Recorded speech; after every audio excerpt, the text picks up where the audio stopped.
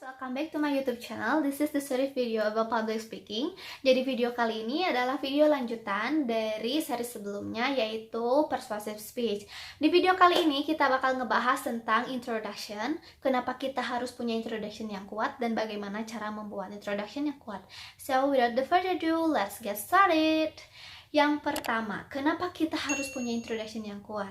Introduction merupakan pembukaan dari pidato yang mana akan menentukan apakah audiensi mau memberikan seluruh perhatiannya kepada keberlangsungan pidato kita atau tidak. Artinya, dari introduction, kita harus membuat introduction yang kuat yang tidak akan membuat audiensi boring. Hal ini ditandai dengan 5 elements atau bisa dibuat dengan 5 elemen. Yang pertama, introduction itu bisa direalisasikan dengan menarik perhatian penonton. Misalnya, kita menceritakan sebuah cerita, atau kita membacakan sebuah quote, atau kita menanyakan satu pertanyaan kepada audiensi. Nah, hal ini bisa kita lakukan agar audiensi keeping attention kepada seluruh speech kita, dan speech kita akan berjalan dengan lancar dan tujuan dari speech kita akan tercapai. Nah, yang selanjutnya adalah kita harus menunjukkan kesamaan terhadap audiensi. Artinya harus ada hubungan antara public speaker dengan audiensi. Misalnya, kita harus menunjukkan bahwasanya kita memiliki kesamaan latar belakang atau kondisi emosional yang sama dengan audiensi, supaya audiensi mau mendengarkan apa yang kita katakan, supaya audiensi mau mengikuti arahan yang akan kita arahkan.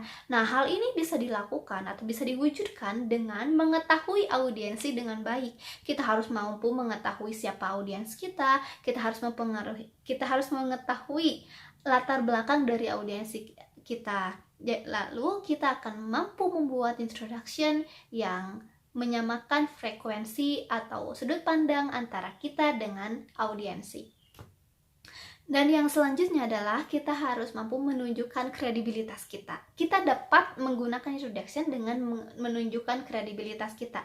Misalnya dengan menyebutkan beberapa penelitian yang sudah kita baca atau kita pahami, atau bisa menunjukkan dengan cara bahwasanya kita sudah melakukan research sebanyak mungkin dan kita mengetahui banyak hal tentang topik yang akan kita bawakan. Dan yang selanjutnya adalah introduction bisa kita lakukan atau bisa kita mulai dengan cara menjelaskan apa yang ingin kita capai di akhir sesi persuasive speech ini. Misalnya, saya harap setelah teman-teman mendengarkan pidato persuasif saya, teman-teman semuanya akan memulai untuk memiliki gaya hidup yang sehat. Misalnya seperti itu. Itu boleh dijadikan introduction yang kuat.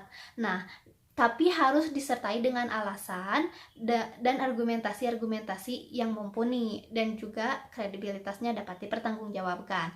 Dan yang selanjutnya adalah kita harus menjelaskan strategi atau cara bagaimana kita bisa mencapai tujuan yang sudah disebutkan sebelumnya bersama-sama dengan audiensi. Misalnya, kita akan mampu mencapai tujuan ini dengan cara misalnya menjaga olahraga atau melaksanakan olahraga setiap pagi, memakan makanan yang sehat, dan memiliki gaya hidup yang sehat. Misalnya seperti itu.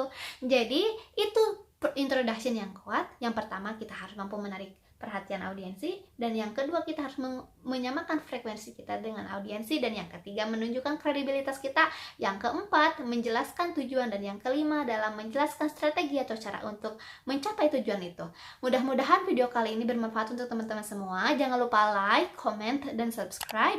So, see you on my next video. Bye-bye!